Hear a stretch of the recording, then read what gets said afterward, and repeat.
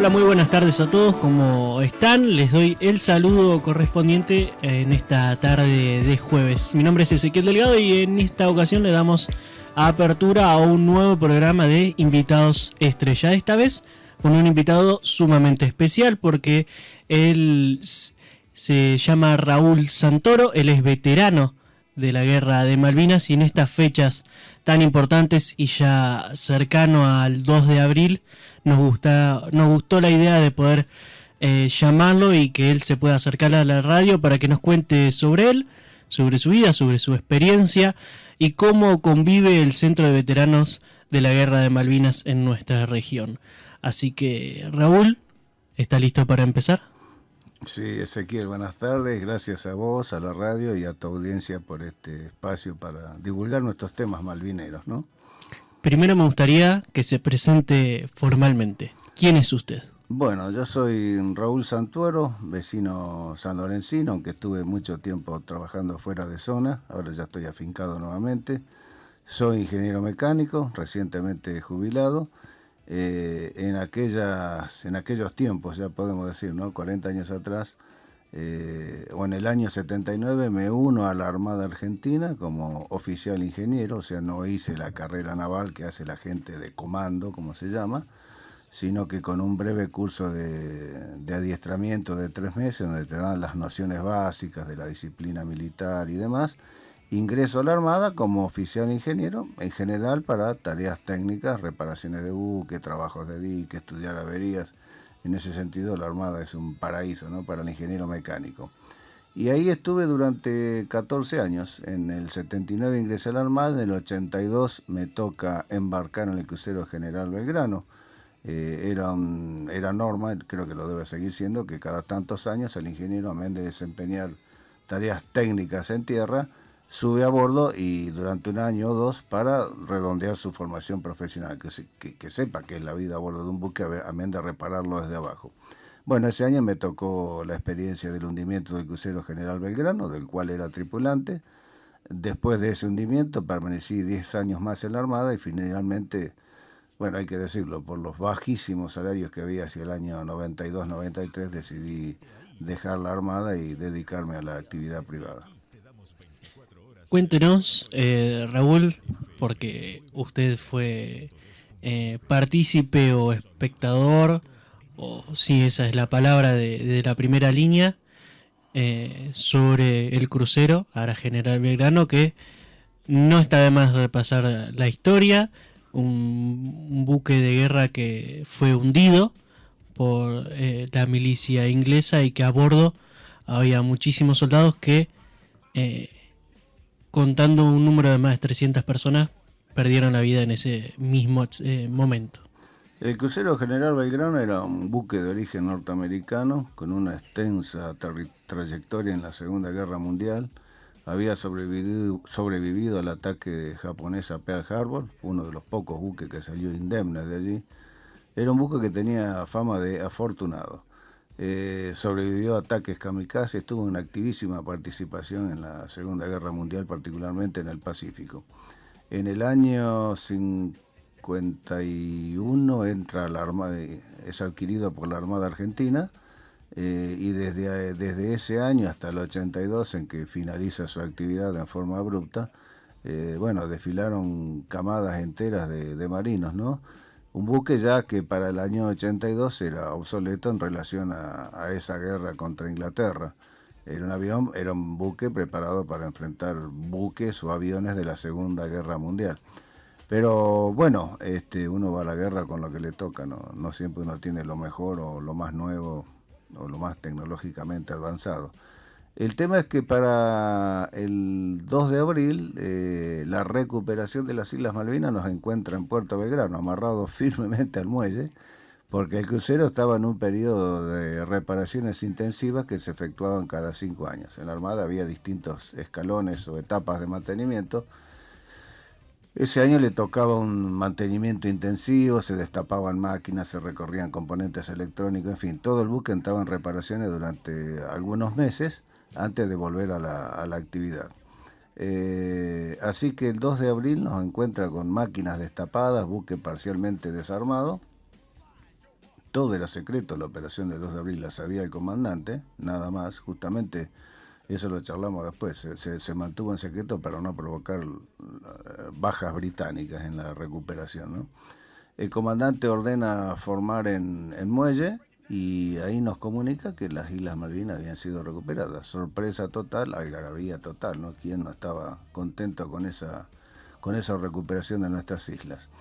Así que nosotros habíamos visto hacia fines de marzo que había una actividad frenética en la base, llegaban camiones de ejército, camiones con víveres, bajaba gente de ejército de la Armada, se embarcaban vehículos, camiones. No sabíamos qué pasaba, movimiento totalmente inusual, y hacia el 28 de marzo quedamos solos ahí flotando en la dársena. Eso contribuyó a que toda la gente de los talleres, al no estar la flota, se abocara al crucero, y el día 16 de abril estuvimos en condiciones de zarpar, como efectivamente se hizo, hacia el sur, con una misión que consistía en patrullar al sur de las Islas Malvinas, acompañada por 2 destructores nuestros, el Buchar y el Piedrabuena, que después por suerte participaron en las tareas de rescate. Nuestra misión consistía en patrullar el sur, previniendo algún desprendimiento de la flota inglesa, que ya para principios de mayo se sabía que estaba al noreste de las Islas Malvinas, por si algún brazo de la flota se mandaba hacia el sur. Bueno, había una presencia argentina. Y también para prevenir alguna incursión de parte de la Armada chilena, que era en ese momento, no se sabía, pero el gobierno chileno, no incluyo al pueblo chileno, que no sabía nada, el gobierno chileno apoyaba ocultamente al gobierno británico, ¿no? Particularmente en esa lucha armada. Así que el 1 de Chile mayo, en ese momento estaba gobernada por Pinochet. claro, acá había una dictadura militar y del otro lado también. Y pese a las mutuas promesas de respetarse, y que me acuerdo que Pinochet dijo que teníamos las espaldas bien cuidadas, el gobierno chileno, la altísima cúpula militar, había decidido ayudar a Gran Bretaña, facilitándole pistas de aterrizaje, camuflaje de aviones, información que ellos tenían. Por ejemplo, ellos detectaban desde Chile la salida de nuestros aviones desde las bases continentales hacia las islas, y eso se lo radiaban a los ingleses. En fin, una serie de detalles que ni siquiera el ministro del Interior de Pinochet lo sabía. Era un secreto muy, muy bien guardado. Raúl, obviamente yo estoy lejos de la época en lo que esto pasó. Yo tengo 24 años, habían pasado ya más de 15 años de la guerra, una vez que yo nací, pero me gustaría que nos cuente a toda la audiencia, no solo a mí obviamente, más seguramente que del otro lado hay audiencias que tienen rondando mi edad, sub 30 podemos decir, que no vivieron, o sub 40 inclusive, que no vivieron toda esta época. Ustedes dentro de la Armada, ¿cómo se vivía durante los meses previos al inicio eventual de la guerra de Malvinas? ¿Había tensión? ¿Había ideas de que esto podía llegar a pasar? ¿O estaban totalmente por fuera de esas informaciones y el anuncio de las misiones fueron, podríamos decirse, de sorpresa? Quiero que nos explique eso. Como dijo Borges en un muy breve cuento que escribió en el año 83, termina con una frasecita que a mí me impactó, ¿no?, del momento en que la leí. Esto que relato, dice Borges, ocurrió en un tiempo que no podemos entender. Y es así. No, nosotros no sabíamos nada, nadie sabía nada. Solo los comandantes de los buques, unas semanas antes del 2 de abril, supieron que se estaba planeando la recuperación de las islas, que fue un hecho subrepticio. En realidad las islas estaba previsto recuperarlas para mediados de año. Es larga la historia. La tensión diplomática entre los dos países había llegado a un punto de casi de inflexibilidad por ambas partes. La Argentina había obtenido mayúsculas victorias diplomáticas en la ONU.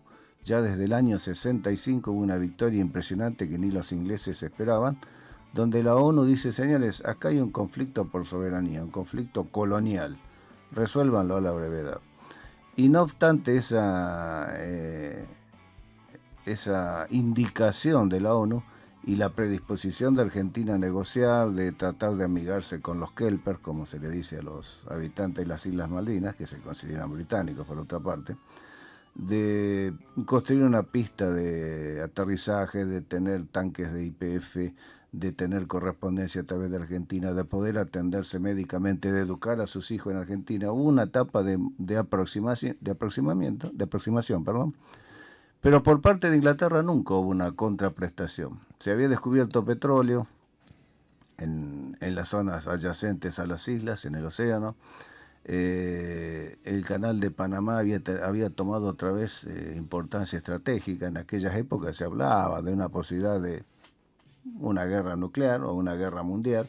Sí, hay que recordar que todo este tiempo que está describiendo, 1965, 70, dijo en este momento, dijo hace unos momentos que fue época de Guerra Fría, una vez terminada la Segunda Guerra Mundial, con tensiones entre Estados Unidos y la Unión Soviética en cuanto a capitalismo y comunismo, que obviamente generaba tensión no solo en el hemisferio norte del mundo, sino en todas partes, porque ya antes de la globalización que vivíamos hoy, ya había una lucha entre poderes muy grande, y que obviamente Argentina no estaba exento de esa lucha. Es que en ese contexto el canal de Panamá volvió a tomar una importancia estratégica muy grande, porque en caso de un conflicto a nivel global o entre las principales potencias, una avería en el canal de Panamá implica pasar del Atlántico al Pacífico o viceversa a través de las Islas Malvinas. Entonces, la famosa OTAN no se quería desprender de esas islas. Entonces, qué mejor que dilatar las cuestiones y patear para adelante el tema de la soberanía, teniendo nuevamente importancia estratégica la posición de las Islas Malvinas para un eventual tráfico entre los dos, tránsito entre los dos océanos. Te sirve de trampolín para la Antártida. Para la OTAN eso es un punto más que importante. Sumale a eso el descubrimiento de petróleo, entonces Inglaterra empieza a retroceder y a endurecerse en sus posiciones. En vez de buscar acercarse, va planteando ya, al no tener argumentos jurídicos, es decir, nunca pudieron presentar un papel diciendo, mira, el rey de España reconoce que estas islas son inglesas. Todos los argumentos jurídicos, territoriales, que forman parte de la plataforma continental, son nuestros. Entonces, los ingleses, hábiles en el tema del manejo diplomático, te salen con el tema de la autodeterminación de los pueblos, que no se puede negociar nada si no se han tenido en cuenta los deseos de los isleños. La gran victoria de esa resolución de las Naciones Unidas del 65 decía que debían tenerse en cuenta los intereses de los isleños, que era la posición argentina, no los deseos. Si le preguntás a los kelpes qué quieren ser, yo quiero ser inglés, no quiero ser argentino. El último argumento jurídico que puso Inglaterra es: acá se tienen que tener en cuenta los deseos o los intereses de los isleños. Y llegada a una última, en diciembre del 81, fíjate lo que te digo, ya a 3-4 meses del inicio de la guerra, se frustra una última reunión donde Inglaterra dice, bueno, listo, no hablemos de cualquier cosa menos de soberanía. O sea, hablemos de intereses comerciales, de esto. Entonces, ¿cómo? Soberanía era el punto clave de todas estas discusiones de 100 y pico de años, particularmente del 65 a esa parte. Y en marzo se frustra una última reunión que proponía Argentina. No se lleva a cabo por ausencia de los ingleses. Entonces, ya envalentonada Argentina, con una carpeta de recuperación abajo de la mesa, la Cancillería argentina dice, a partir de ahora Argentina hará lo que sea más conveniente para sus intereses. Ahí nomás los ingleses ya encendieron sus luces de alarma. Eso y una declaración velada de guerra ya se lo veían venir.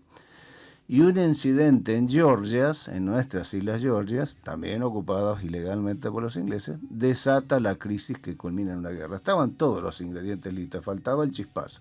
Y el chispazo ocurrió en Georgias. En Georgias había una base científica inglesa, o casualidad, para estudios antárticos, y a poca distancia de allí, un empresario argentino con un grupo de trabajadores argentinos va a desarmar una vieja factoría ballenera escocesa. Todo con contratos, permisos de la embajada inglesa, era un contrato comercial totalmente autorizado. Pero estos trabajadores argentinos a mediados de marzo llegan allí e izan una bandera argentina. Inmediatamente estos científicos, esta base inglesa que estaba allí cerca, denuncia ante Puerto Argentino, que ellos llaman por Stanley, e Inglaterra, que acá había una invasión. Dice, ¿cómo que los argentinos están izando una bandera? Esta es una invasión a nuestras islas. La prensa amarilla inglesa empieza a fogonear el tema. Los ingleses han invadido, los argentinos han invadido Georgia y demás. ¿Qué piensan hacer? Manga de ineptos, ¿cómo no lo vieron venir? Fogonearon el tema. Y entonces la primer ministro Margaret Thatcher dice, vamos a mandar un buque desde Puerto Stanley, para nosotros Puerto Argentino, a desalojar a los argentinos. Ya como demostración de fuerza. Se van y ya estoy mandando un buque. Entonces el gobierno militar, en una decisión apresurada, saca a flote el papelito que tenía guardado, todo el plan de desembarco y demás, y lo adelanta para principios de abril. ¿Qué fue lo que ocurrió? Fue una cosa improvisada, no el plan en sí, el plan ya estaba elaborado, se sabía por dónde había que desembarcar, se procuró no incurrir en bajas inglesas para no envalentonar o, digamos, ofender a Gran Bretaña. Por eso no hubo en esa recuperación caídos de ingleses. Pero volviendo a tu pregunta, me fui muy por las ramas. No sabíamos nada. Quiero dejar esto en claro, entonces, o que lo enclarezca. La guerra por Malvinas era inevitable. Al punto que habían llegado las tratativas diplomáticas, faltaba una chispa, como te decía, y se originaba un conflicto. Que te diría, en las circunstancias en que se encontraban los dos gobiernos, les venía bien a la que ganara, por supuesto, ¿no? Pero acá el gobierno militar venía hackeado por problemas de derechos humanos, inflación, conflictos gremiales, conflictos sociales. ¿Te suena? Sí. ¿Te suena? Y del lado de Inglaterra, la señora Thatcher estaba afrontando reclamos por parte de la Armada por un presupuesto que venía muy en baja, habían puesto en venta sus portaaviones, tenía problemas con los mineros de la industria del carbón, y en ese descontento surge la posibilidad de una guerra, y te diría que a los dos le vino muy bien para empujar a su país a un ferviente nacionalismo que los impulsaba hacia adelante, ¿no? La señora Thatcher particularmente se subió a la cresta de la ola y dijo, bueno, ahora van a ver de qué material está hecho la dama de hierro, como se le decía, ¿no? Influyó mucho la prensa también allá. Sí, siempre, o yo he escuchado muchas veces que se habla por parte del gobierno argentino que lo que hicieron fue un manotazo ahogado. ¿Usted cree que esto fue así? La decisión de tratar de tal vez alargar su periodo en el poder con la idea de recuperar las islas. Quiero que me diga cuál es su opinión sobre esto. Puede que haya influido también, no sé en qué porcentaje, pero evidentemente se llegó a una situación ríspida con los británicos, que no son nenes de pecho. Hay una teoría que dice que la guerra fue inducida por Estados Unidos. Dice, no quería participar Estados Unidos, quería que estas islas siguieran siendo inglesas o de la OTAN, y le hicieron pisar el palito. Lamentablemente los que pueden llegar a saber eso, algunos ya no están más, ¿no? Es una teoría, y la verdad que si uno la escucha y dice, pucha, tan errado no está. Es para pensarlo.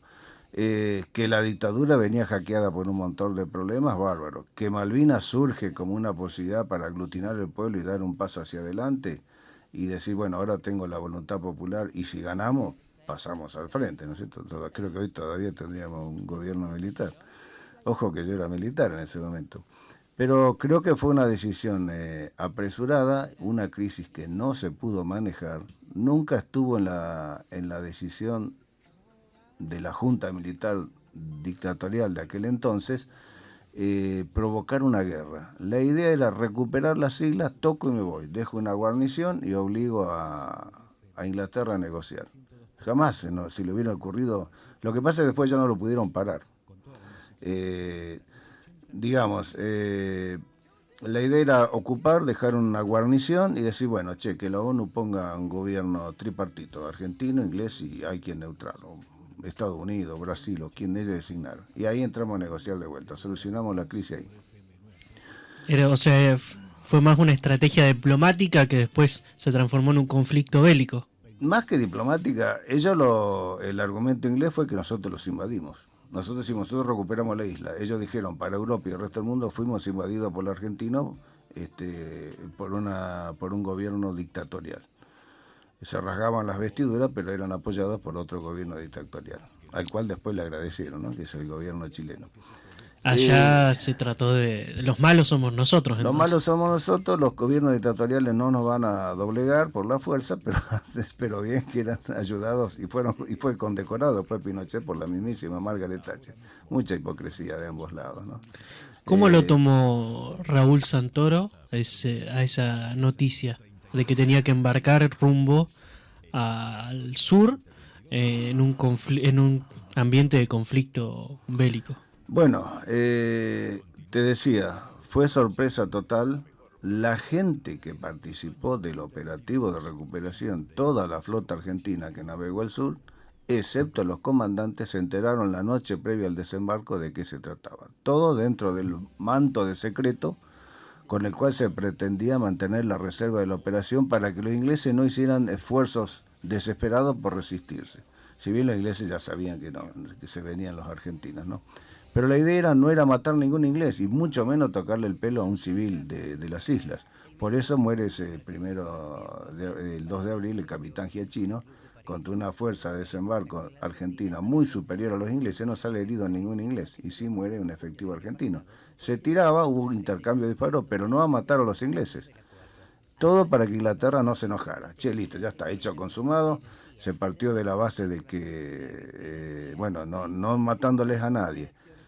Primer falso supuesto, no van a venir, ya está, ya lo tomamos, están lejas que van a montar una operación militar de esa envergadura. Primer supuesto falso, se vinieron. No iban a permitir que delante del mundo le mojáramos la oreja a una nación sudamericana bajo un gobierno dictatorial, te vuelvo a insistir. El segundo supuesto era que Estados Unidos nos iba a apoyar, o por lo menos iba a ser neutral. Grueso error. Estados Unidos dijo, si ustedes se meten, le dijeron al general Galtieri, le dijo el mismo presidente Reagan, nosotros vamos a apoyar a Inglaterra, que es el aliado natural de ellos, de cuánta guerra ha habido de 200 años de esta parte.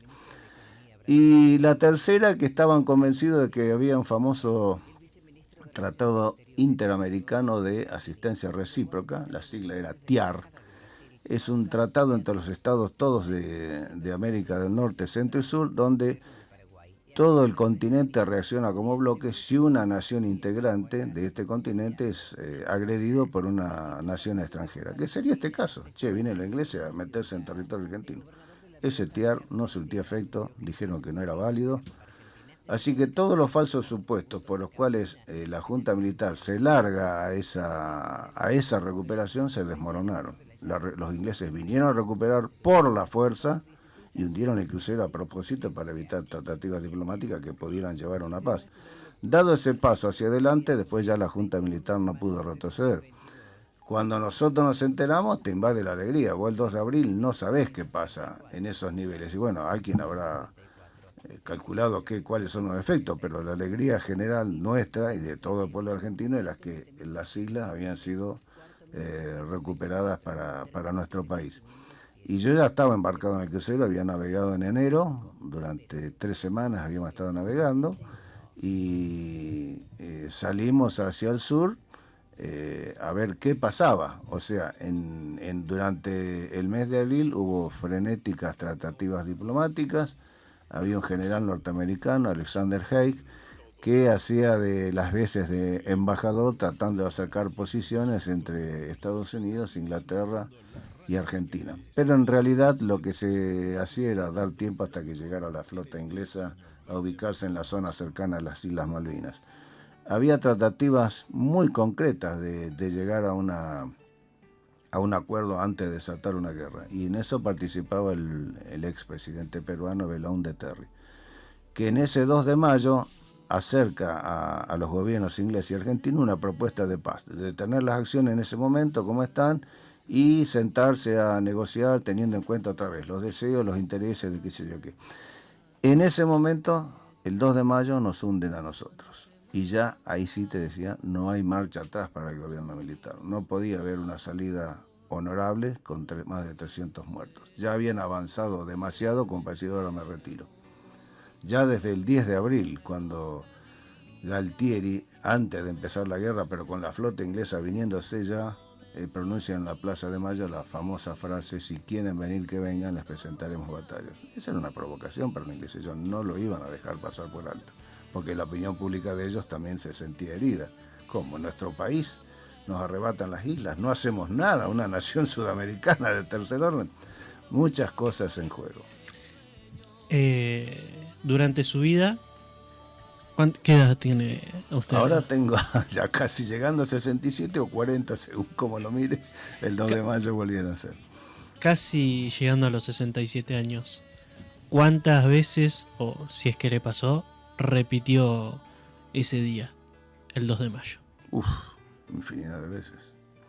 Infinidad de veces. Ni hablemos los 2 de mayo, pero inevitablemente se vuelve a la guerra y cada uno vuelve a su experiencia particular. No es algo que te pueda sacudir y decir, bueno, de esto no pienso más. Se vuelve al 2 de mayo, se vuelve y, bueno, enseguida hay que tratar de tomar distancia, ¿no? Volvés, tocas el tema y salís, porque si te enroscas mucho no es bueno. Eso lo viví en una época durante muchos meses. Yo no se lo comentaba a nadie, ni a mi familia, pero uno pensaba siempre en diferentes situaciones. ¿Qué hubiera pasado si yo salgo herido, quemado, si caigo al agua, si la balsa se hunde, si no nos buscan, si no nos encuentran? Todos pensamientos muy feos, muy negros, que conducían inevitablemente a la idea de la muerte, porque si salís herido, te falta un brazo, o te caes al agua, te morís en 3 minutos, o si no te buscan, íbamos derecho a la Antártida. Yo por suerte pude salir de ese círculo cerrado de pensamiento que durante mucho tiempo me atormentó, ¿no? Se vuelve siempre. No vivís en la guerra, pero tampoco la olvidás. Y bueno, tratás de balancear siempre la alegría de estar vivo con esa pena que te produce la pérdida de cientos de argentinos en esa guerra, el haber estado cerca de haberle ganado o empatado a los ingleses, en la guerra en general me refiero, y el haber perdido la guerra, ¿no? Tenés que estar balanceando en el sub y baja permanentemente esas dos emociones tan fuertes. Raúl, en el tiempo que tenemos viene la tanda publicitaria. Me quiero quedar con esa última frase antes de ir a la tanda, en este tiempo en donde balancea todo, por lo menos no deja de pensar en la alegría de estar vivo. Por supuesto, no, es algo que de rato te brota de los poros, ¿no? Vamos a la tanda y a la vuelta seguimos. Comienzo de espacio publicitario. Carnicerías El Farolito. Los mejores cortes de ternera, medallones de pollo, pescado, soja. Carnicerías El Farolito. La mejor combinación en precio y calidad. Ofertas semanales. Nos encontrás en San Lorenzo, en las esquinas de 9 de julio y Pasaje Fredes, Urquiza y Uriburu, Dorrego y Valgorria. Carnicerías El Farolito. Carnicerías El Farolito.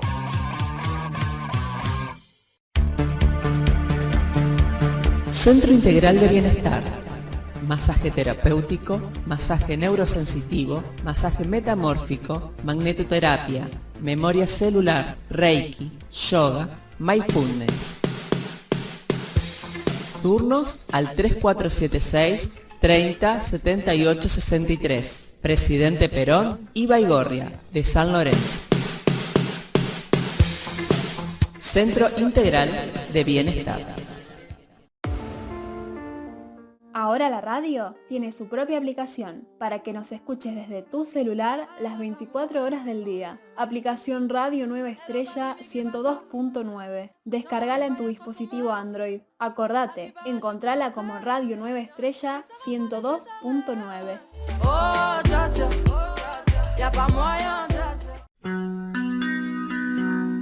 En Mundo Mondal vas a encontrar todo lo que necesitas. En Mundo Mondal está el mejor regalo, al mejor precio y la mejor calidad. Tenemos librería, marroquinería, juguetería, electrónica, regalería y muchas, pero muchas cosas más. Vení y conocé Mondo Mondal, San Carlos 2320, San Lorenzo. Mondo Mondal, polirrubro. Morgana, alfajores de avena, totalmente natural, sin aditivos, sin manteca, azúcar ni harinas. Pudín de avena, coco y naranja, todo elaborado con stevia. Solicitalo al 341 61 86 969. Cuídate, alimentate con lo más sano. Alimentate con Morgana.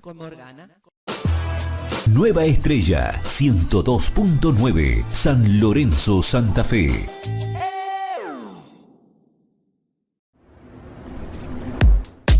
Llega el panorama deportivo de Radio Nueva Estrella. De primera vale doble con Ezequiel Delgado. La información del deporte local y nacional al alcance de todos. Los miércoles a las 18 horas. De primera vale doble con Ezequiel Delgado. Por Radio Nueva Estrella.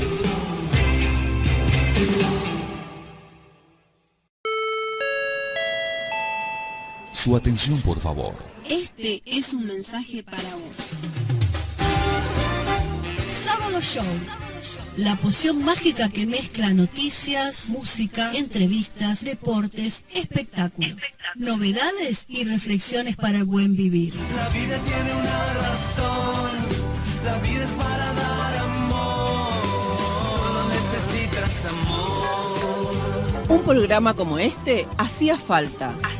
Sábado Show es fabuloso, es genial, es único, es espectacular y de una humildad inigualable. Escuchá. Desde las 15 horas, Sábado Show. Escuchá.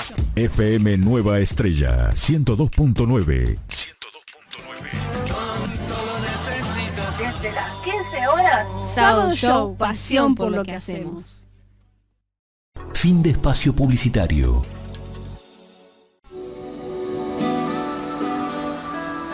Volvemos, segundo bloque de este programa de invitados estrella aquí en Radio Nueva Estrella 102.9 de la FM de San Lorenzo. En este caso con Raúl Santoro, veterano de la Guerra de Malvinas, que nos está contando sobre su experiencia, sobre lo que vivió, obviamente, y cómo se vivía el pueblo de nuestro país en las épocas del año 1980.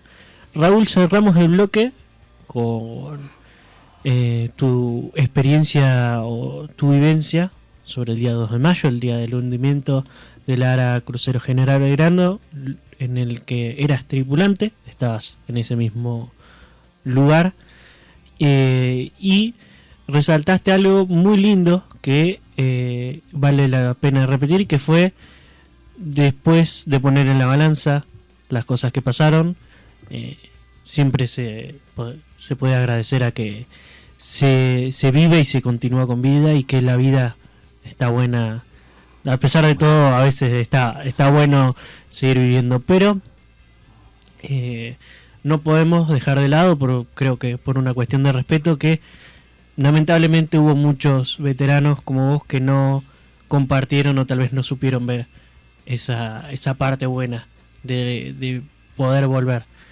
¿Te ha tocado conocer gente que luego no pudo vivir con esa mochila?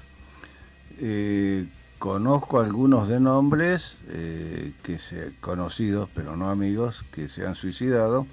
Y después, bueno, hay varios ejemplos de gente que se ha atormentado durante los años de posguerra y han caído en diversas enfermedades, ¿viste? No vamos a mencionar, no han podido controlar ese círculo de pensamientos y bueno, se nos han ido jóvenes, no por suicidio, no por un disparo en la sien, pero de otra forma.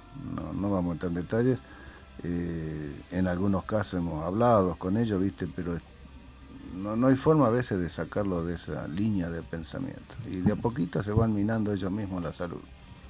Cuando volvieron, ¿hubo algún tipo de apoyo o contención, tal vez psicológica o de alguna forma que pueda llegar a prevenir eso? ¿O cuando volvieron los dejaron tal vez a su suerte y bueno, vemos si están bien o no? De parte de las altas esferas, obviamente hablamos. No, ese fue un grave error de las Fuerzas Armadas. Primero, no sacarle lustre a todo lo que se hizo de bueno en la guerra, con todos los errores que particularmente vinieron de la alta conducción militar. El tipo que estaba en el caso en el barco, ¿qué podíamos hacer nosotros? Un buque del año 38 contra un submarino nuclear. Pero lo que hicieron los aviadores, lo que hicieron la gente que combatió en esos ataques nocturnos ingleses fue heroico, el daño fue tremendo. Sin embargo, la Junta Militar no le supo sacar provecho a eso. Recién años después se empezó a hablar del tema. ¿Por qué? Porque se había perdido la guerra y ya era, bueno, tal es así que un año después entramos en democracia, ¿no? Fue el broche final del periodo de las dictaduras. No se hablaba del tema, ni había tratamiento psicológico, y no era el caso mío como ingeniero, porque yo seguí trabajando, inclusive seguí 10 años más en la Armada, pero la mayoría de los conscriptos no conseguían trabajo. Donde pedían trabajo y mencionaban que eran combatientes de Malvinas, eran tildados de loco. ¿Para qué, si tengo otro para elegir, para qué voy a tomar a este? Así que fue una larga lucha de parte de los veteranos poder conseguir un reconocimiento, poder conseguir trabajo y poder empezar a acceder a tratamientos psicológicos y demás, que no en todos los casos llega a tiempo. Y más de una vez el afectado no sabe que está con problemas, y vos le podés llegar a decir, en algún caso le he dicho, che, pero hacete ver, no saben que están enfermos, y cuando vos te quebrás un pie vas a ver al traumatólogo, si tenés un problema del corazón vas al cardiólogo, bueno, cuando estás mal de la cabeza tenés que ir a un psicólogo, pero no se dan cuenta. Y a mí te decía, me ha pasado, yo tuve la suerte de que en algún momento tuve un clic dentro de mi cabeza que me dijo, listo, salí de esta línea de pensamiento negativa porque no es nada bueno. Pero otros no se dan cuenta y bueno, por ahí un buen día y sin previo aviso terminan mal. Pero no hubo la atención que merecía el veterano de guerra, inclusive sin ir más lejos. Hace unos días atrás hubo una manifestación de veteranos en Buenos Aires reclamando en PAMI mejor atención porque es desastrosa en algunas provincias del interior y fueron reprimidos con gas pimienta, presencia policial y demás. Así que todavía es una materia pendiente el tema de la atención médica del veterano de guerra y del grupo familiar, ¿no? Porque no olvidemos que a todo un veterano enfermo hay una familia también que se formada. De la familia justamente me gustaría preguntarle, ¿qué día volvió finalmente a su casa? ¿Y cómo fue ese día? Tal vez cómo fue recibido, no sé, cómo estaba compuesta su familia en ese momento. Yo hacía 9 meses que estaba casado. Mira, el 2 de mayo fue un día tan feo. Bueno, nos hundieron, viste, en 1 hora se nos fue el buque. Unas 300 tripulantes no pudieron salir del barco. No salieron. Particularmente el torpedo que entró a la altura de una de las salas de máquina provocó destrozos de todo tipo.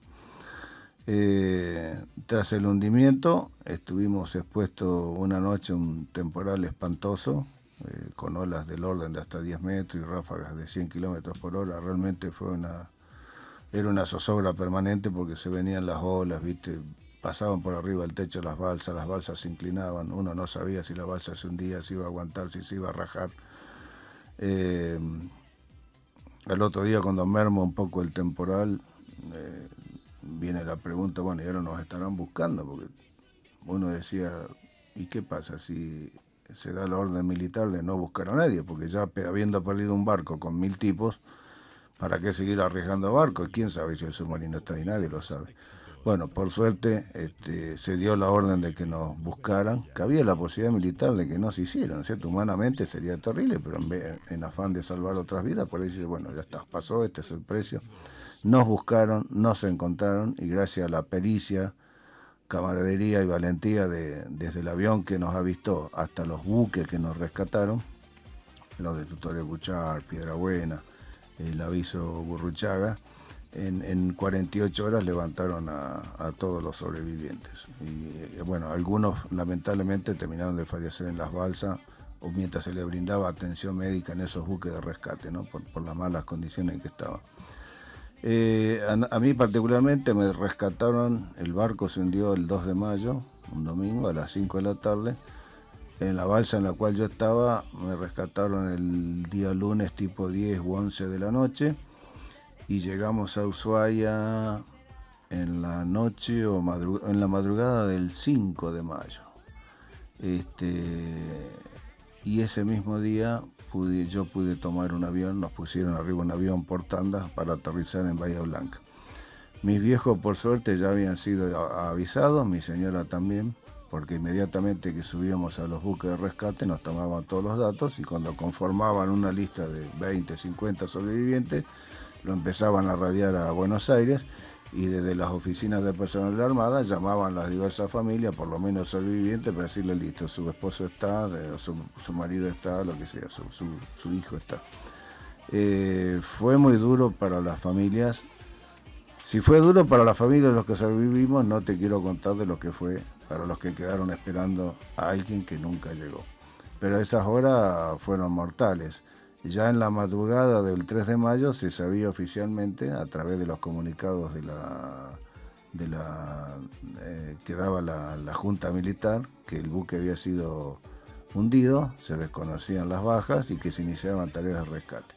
Vos te imaginás que eso, escuchar la familia, que un buque fue hundido, torpedeado por un submarino y que se están iniciando tareas de rescate, vos qué sabés, si tu esposo, tu hermano, tu marido, tu hermano, tu hijo murió.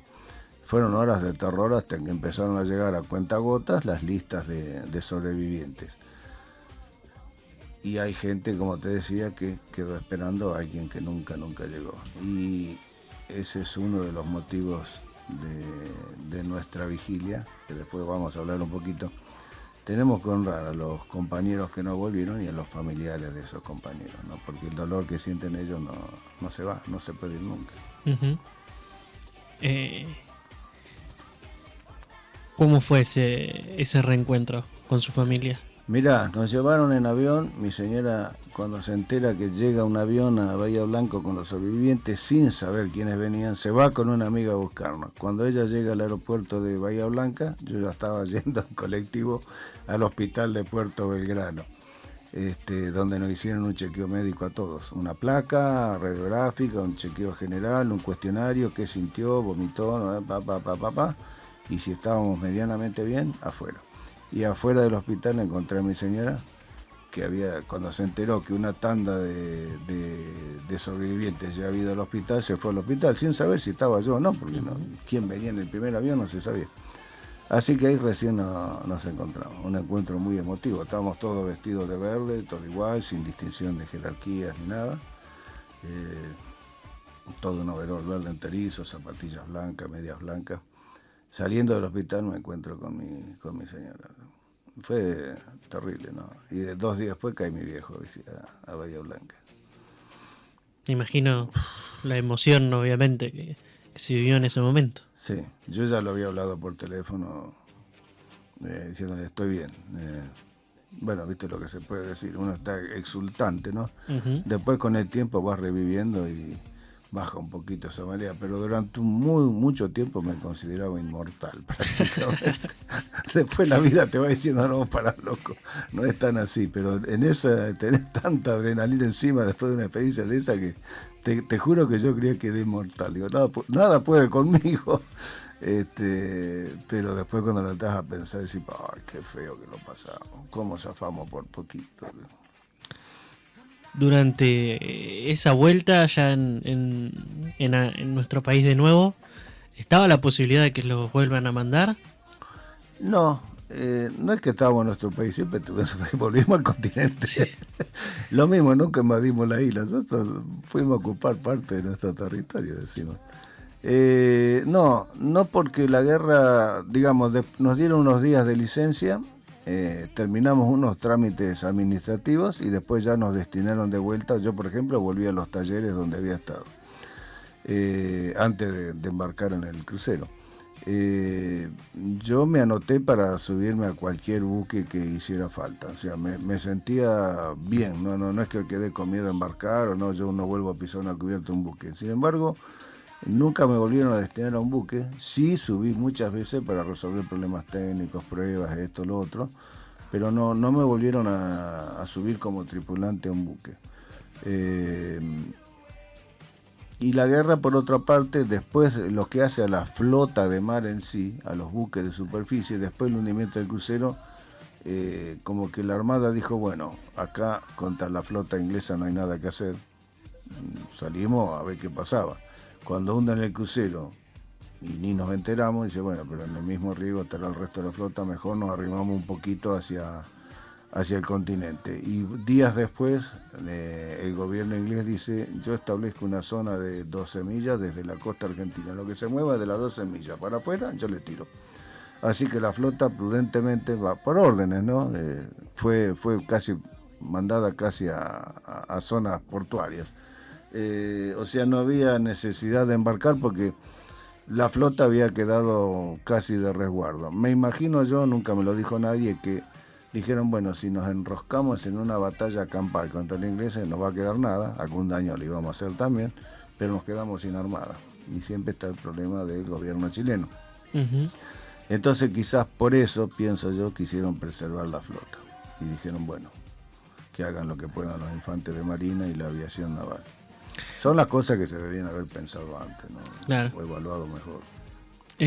Antes habíamos hablado o más bien había contado sobre la no información que se tenía, y que esto igualmente ya es sabido por parte del pueblo que estaba acá en Argentina, que no sabía cómo era o cómo se estaba viviendo durante la guerra, o se le mentía, si se le podríamos decir así, que se le decía, bueno, un día vamos ganando y al otro día resulta que no era así. Pero esa noticia del hundimiento del crucero se supo. ¿Se supo rápido? Sí, inmediatamente, a las pocas horas, bueno, se iba alargando fragmentada en función de lo que se sabía. Lo que más se agrandó después no fueron tanto las bajas argentinas donde no se expuso toda la verdad, sino que agrandamos las victorias nuestras. En ese sentido creo que los ingleses son los que más ocultaron bajas.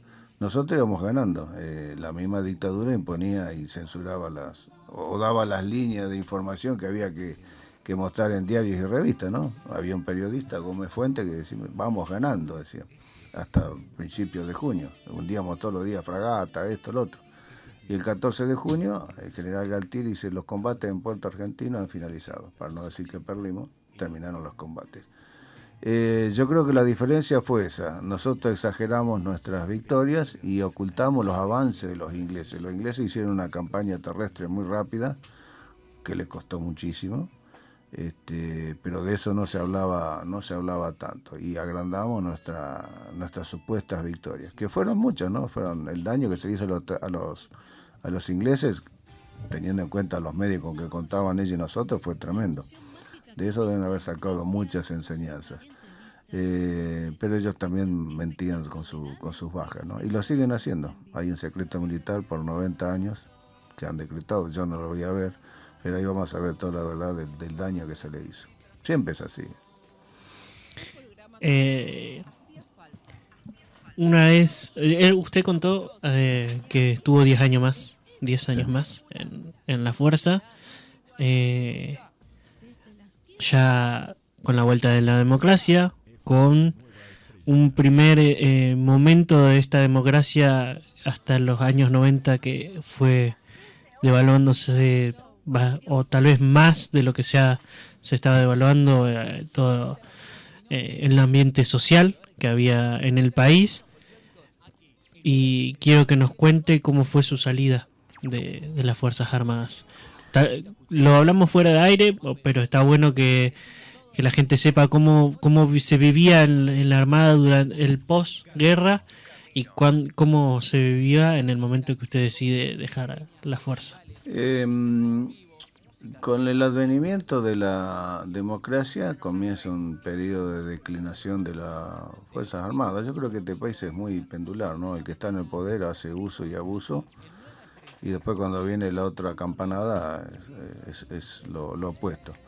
Ya el mismo gobierno militar ocultó todo lo relativo a la guerra durante mucho tiempo. De la guerra no se hablaba porque era la última gran macana que se había hecho. Y habíamos perdido, y eso para el pueblo argentino no es gratis. De ser lo mejor y a perder no es gratis. Vino una especie como de revancha de la democracia. Se tendió a mezclar Malvinas con dictadura y el combatiente ser asociado a Galtieri o a la Junta Militar. Hablamos de que muchos de los, particularmente los conscriptos que volvían de la guerra, no conseguían trabajo porque era un estigma haber sido combatiente. Recién ahora, nadie partió buscando medallas, homenajes ni reconocimiento, pero al volver fueron ninguneados, ocultados. A muchos se les prohibió hablar de lo que habían visto o vivido, eso ya desde las mismas fuerzas. Y el gobierno democrático empezó a ningunear las Fuerzas Armadas, a robarle presupuesto, a bajar salarios o no incrementarlos. Llegaba un momento en que, te digo que los sueldos eran bajísimos. Yo tenía una segunda actividad en los últimos 7 años en que me quedé para poder progresar, porque si no llegaba con lo justo a fin de mes, siendo capitán de corbeta, llegué ingeniero, habiendo estado en la guerra. Todo eso no significa nada, las escalas son fijas. Uno sabe con qué sueldo empieza y con qué va a retirarse. Cuando encontré la oportunidad de irme, me fui. Pero aún dentro de la Armada, por ejemplo, no se hablaba de la guerra. Eran encuentros que teníamos entre amigos, uno había estado en la isla, el otro había estado en tal buquecito, yo había estado en el crucero. Hablábamos nosotros en reuniones familiares. A nivel institución jamás hubo un análisis en aquellos años sobre qué había ocurrido, cuáles habían sido los errores, qué se podría haber mejorado. No existió la autocrítica. Y una vez que se empezó a reconocer años, porque pasaron bastantes años después, este tipo de reconocimiento a tanto como usted como a los demás veteranos, ¿fue un alivio? ¿Fue algo que sentían que les faltaba o que aún falta, obviamente?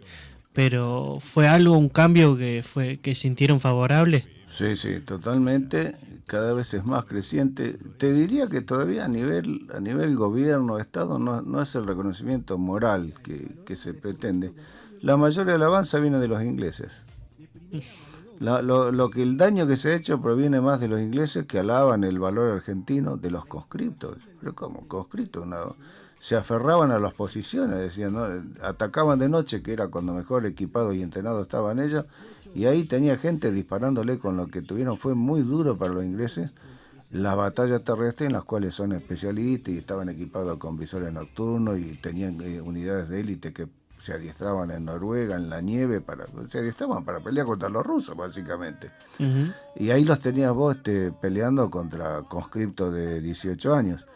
Y conducido por también suboficiales y oficiales.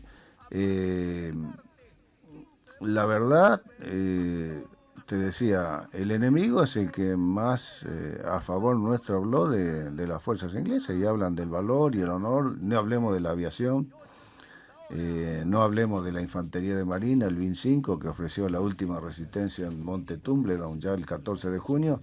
Se estaban tiroteando a muerte con los ingleses. El capitán Robacio pedía munición porque los estaba rechazando y decía, los Gurkhas los estoy bajando como moscas.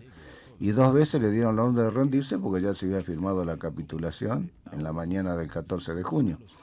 Y en vez de rendirse, se retiran con armas al hombro y ingresan desfilando a Puerto Argentino.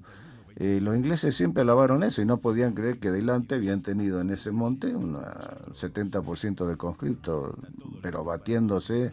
Estaban muy bien preparados, ¿no? Era la mejor unidad de élite que tenía la Armada, diría que la que mejor que estuvo en Malvinas, porque se preparaban en Tierra del Fuego, de noche, con heladas, con munición real, estaban muy bien vestidos y se habían preparado muy bien en sus posiciones. Todo eso es realzado por los militares ingleses. Ni hablemos de este aviador francés, Pierre Clostermann, ensalzó a la aviación argentina. Se hizo lo que se pudo. Si no se hizo más, digo yo. es que o no se pudo o no lo supimos hacer, pero que se dejó todo. Y habrá habido errores y demás, ¿viste? Pero ocurren del lado de ellos, del lado nuestro. Habrá comportamientos que no son deseables, pero ocurre de los dos lados también. Es una guerra, ¿no? Hay que estar en el lugar. Porque no quiero que nos quedemos sin tiempo, quiero que repase cómo va a ser la vigía que se va a llevar a cabo aquí en nuestra ciudad de San Lorenzo, de qué trata y qué se va a encontrar la gente que asista a este evento. Bueno, la vigilia está destinada a honrar a los veteranos, particularmente a los caídos y sus familiares. Parte de la razón de ser de los centros de veteranos de guerra, y el nuestro no es la excepción, es malvinizar, contar qué pasó. Normalmente para los 2 de abril siempre se dicen frases trilladas y se muestran las mismas imágenes, que son clichés, la banderita argentina, ondeando en Puerto Argentino y cosas así. Nosotros vamos desarrollando cronológicamente la guerra. Esto va a ser en una pantalla gigante en el escenario del Parador Turístico, el viernes desde las 19 horas, al aire libre. Vamos a ir contando la guerra con documentales argentinos y británicos, desapasionadamente. Previo a cada video va a haber una explicación, si bien los videos son autoexplicados, pero para introducir a la gente en lo que se va a ver, se da una explicación, y cada 2 o 3 videos, un número artístico, va a estar la Orquesta Sinfónica Municipal, que dirige el profesor Emilio Fernández, va a estar el grupo de Delegación Pino Histórico, que dirige Gladys Choque, que a la vez hace de coordinadora artística. Vamos a tener el grupo de baile Corazones Argentinos, de la Peña Tradicionalista El Hornero de Rosario, César Miranda y su conjunto en folclore, el conjunto Los Simpáticos Demonios de Nicolás Jiménez y Facundo Leguizamón. A medianoche tenemos que estar exhibiendo el último documental, que es un resumen de la guerra, con el homenaje propiamente dicho a los familiares y caídos. Va a haber salvas de cañón para cada camarada caído acá de la zona. Es un evento familiar, al aire libre. Pedimos que la gente se venga con reposeras, lonitas. Va a haber puestos de comidas, vamos a repartir torta frita y mate cocido con nuestra cocina de campaña. Los conductores van a ser Daniel Barzola, locutor, y Fabrina Donato, también locutora, que van a ir animando y presentando artistas y documentales. En caso de mal tiempo nos trasladamos al centro cultural, esperemos que no. Si se hace en el Parador Turístico también va a haber stand de comidas dulces y saladas, va a haber un stand malvinero por si alguna quiere comprar una gorrita, un pino, cosas así. Y la verdad que lo que tenemos que hacer es agradecer a todos los que se suman a esto por la patriada, ¿no? Porque tanto los artistas como los presentadores no cobran un peso, simplemente simpatizan con la causa y se avienen a ayudarnos. Así que los esperamos a todos. Es una jornada argentina, malvinera, familiar. Queremos que venga la familia y sepan qué pasó en la Guerra de Malvinas, contada por los veteranos. Raúl, no quiero terminar esta entrevista de forma seria. Me gustaría que se repase esto de la alegría de estar, de poder contar, a pesar de lo malo que se vivió, de poder compartir su vivencia, su historia, no solo ustedes, también todos sus compañeros. Me imagino que tal vez hoy no tiene nietos, me imagino que hijos tiene, sí, nietos no. Todavía no. Bueno, pero a ellos le ha contado alguna vez de forma obviamente tal vez más tranquila, porque es otro ambiente. Me gustaría, no sé, ya de un lado más, repito, más alegre, tal vez más tranquilo. No sé, ¿usted es futbolero? No, fierrero. No. Me gustan carreras de auto, de motos, pero fútbol no. Pero bueno, cada vez que se repitió esto en los deportes, de querer enaltecerlo, ¿cómo lo tomaron? O sea, la imagen que que más se tiene tal vez es del Mundial 86 de Maradona, con cuartos de final de la Copa del Mundo de México, pero ha habido otros homenajes en torno al deporte que imagino yo, no sé su opinión, tal vez ayuda a que nuevas generaciones o personas que no vivieron tomen con otro tipo de forma, no tan triste, no tan bélica como si fue estar en un campo de batalla, el tema de la guerra. No sé, me gustaría saber su opinión. No, por supuesto, nos alegra enormemente y endereza las espaldas el aplauso del público en un desfile. En los 3 de febrero la gente se levanta de las gradas, nos aplaude, nos grita, nos viva. Ver nuestra bandera, ver las islas en un partido de fútbol, en una carrera de autos, es muy emocionante. De todas formas, lo mejor que podemos hacer como país es transformarnos de una vez en un país potencia, porque si no, todas estas muertes fueron en vano. No podemos reclamarle al enemigo que nos devuelva las islas cuando le estamos golpeando la puerta para que nos preste plata. Tenemos que ser una nación pujante, con poderío económico, con fuertes aliados internacionales, con poderío militar, si no, no va a haber forma. Nosotros lo que buscamos es mantener la causa viva. Tenemos que saber que tenemos una riqueza inconmensurable en el sur, tenemos una pampa de agua con riquezas incalculables, tenemos un trampolín a la Antártida que en este momento lo tienen los ingleses, donde hay otras riquezas. Por eso fuimos a pelear y por eso fuimos a dejar la vida. Nosotros tenemos que hacer tomar conciencia de esa riqueza y que nuestro querido pueblo al cual pertenecemos, porque yo soy igual a vos, a Laura, somos vecinos de la ciudad, hemos ido a diferentes escuelas, colegios, nos tocó vivir esa circunstancia extraordinaria. Tenemos que hacer saber que fuimos a pelear por ese pedazo de tierra nuestra. No fue mal, pero bueno, el desafío era quizás demasiado grande. Pero nos sentimos orgullosos de haber participado de esa gesta y es nuestro deber recordarle a la gente por qué, al pueblo, por qué peleamos y quiénes son los argentinos que quedaron allá, ¿no?, de guardia, y recordar y honrar a sus familiares. Raúl, de mi parte, muchísimas gracias. La verdad que no podríamos quedarnos muchísimo tiempo más dialogando, pero bueno, los tiempos obviamente en la radio son tales y se deben respetar porque hay más programación. Siempre va a tener obviamente las puertas abiertas de la Radio Nueva Estrella para contar, dialogar las veces que usted necesite o informar sobre eventos. Eso délo por hecho. Y nada más que eso, agradecerle por su tiempo, por poder acercarse aquí a los estudios FM 102.9 y poder contar su vivencia, su experiencia y cómo se trabaja desde el centro de veteranos. Bueno, agradecidos nuevamente por esta charla en esta tarde en la FM 102.9. Hay mucho para hablar, pero bueno, el tiempo es tirano para los medios.